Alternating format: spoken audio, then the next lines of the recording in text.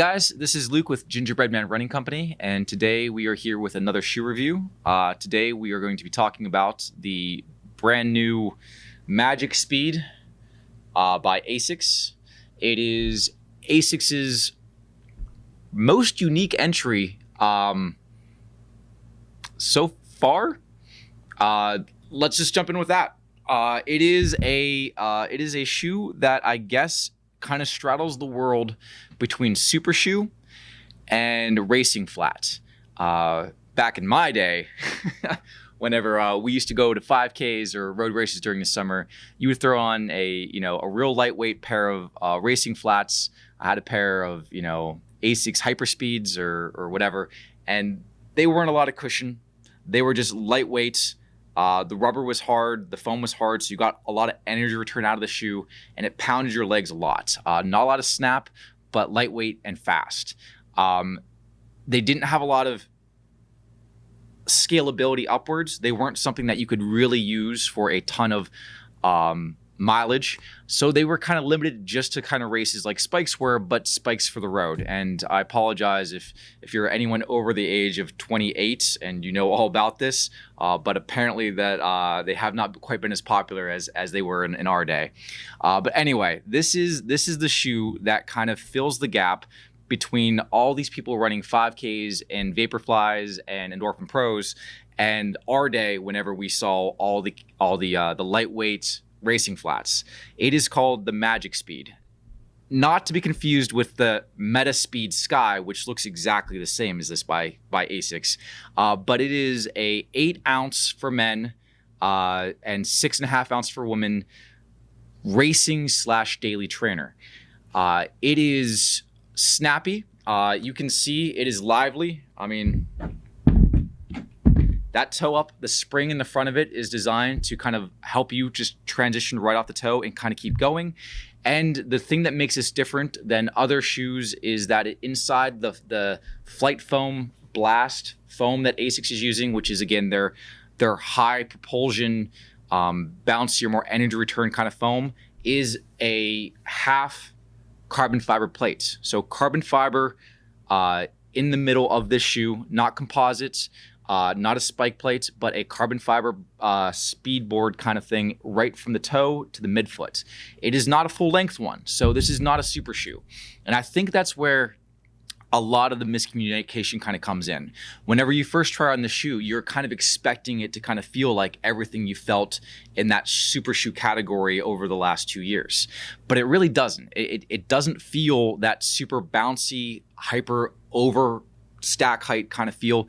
Instead, it feels a little bit more grounded. It's still snappy, and like I said, you can see that once your toe hits, it kind of rolls you over, and that added stiffness through the midfoot does give it a real nice kind of pop to it. It keeps you on your toes and it kind of keeps you going. But it is not a shoe that I would say I would use for an everyday trainer. On ASICS's advertising, it's racing and everyday training. I imagine what they mean by that is they mean tempos or speed work. I don't think I would take this on a recovery run or a long run. This shoe is perfect for your summer 5K, your 10K. You could even probably push it up to a half marathon. I haven't taken it that far yet, so don't quote me on that. But it's a shoe that does have some padding in here. That Flight Foam is a little denser in this than it is in Nova Blast, but it still has some propulsion to it, and it has some softness, and it does have a good chunk to it. But it's a shoe that is designed, again, more for that faster pace. The upper end of mileage on it, I probably wouldn't take it past the 10K, to be honest with you. But again, you could if you're somebody that can do that kind of stuff. I once ran a marathon in a pair of road flats, so that was a bad idea too, so don't do that. Again, the things you'll notice behind the carbon fiber plates, the toe spring in the front. You don't really notice this too much, but it's just designed to kind of help you kind of roll through. Just that way you don't get that leverage kind of point off. It kind of transitions you in.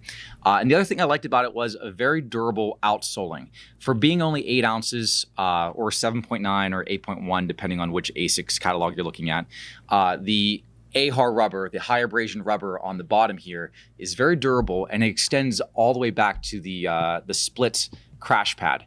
So it gives you kind of a nice kind of heel down, kind of transition in, and then right in the more abrasion spot, because again, this is a shoe that's designed to keep you on your forefoot. It does a good job of kind of protecting you through here. Overall, it's a good shoe.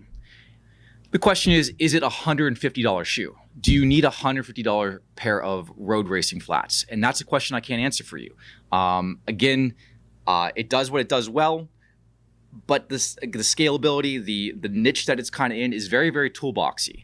Everything about it's good, but is it great? I'm not sure. It's $100 cheaper than the Metaspeed Sky, which is awesome, but is it any better than the Endorphin Speed? I personally like the Endorphin Speed a little bit better, only because it had that scalability to go up to that 10K, that half marathon, that full marathon, whereas I think this guy doesn't have that. The other thing I didn't like about this guy was the collar on the heel. This is soft, so it's not bad, but underneath it, you have this kind of edge here that kind of bit into me a little bit through here. I'm not super sensitive around that area, but I do wear lower socks, and that is something that did kind of rub on me and bite me in a little bit. Other than that, the upper is very breathable and super lightweight. It's practically see-through, and the tongue is the same way. So it's something that, again, there's no extra weight on the upper, and it does a good amount of cushioning for what you're looking for. But as far as, is it the shoe for you? That's a hard question to answer. I have a mixed review about this guy. It's something that I like once I kind of scaled my expectations down. It wasn't something that I came out of the box expecting. I kind of expected it to be like that wow factor, that super springy, and it's not. In fact, to me, it reminds me a lot more of the shoes back in my day. But back in my day, they didn't cost $150, they cost $80. And here I go showing my age again. But I digress.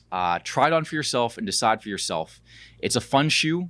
But it's a very niche shoe, and it may be perfect for what you're looking for. You just have to try it on yourself and see. You can try it on here at Gingerbread Man Running or at your own local shoe store. You don't have to buy from us, but shop local when you can. And what am I always forgetting, Zach? Brandon. Thank you again, Brandon, for all our intro and outro music. Brandon at That Painful Music. And anything else? Our upcoming Labor Day race. And if you're local to us here in Westmoreland County, sign up for our local Labor Day half marathon down in Youngwood, and maybe you could be wearing a pair of these for yourself. Again, decide for your own. Yay. Good luck. I don't know. As I kind of fall apart at the end.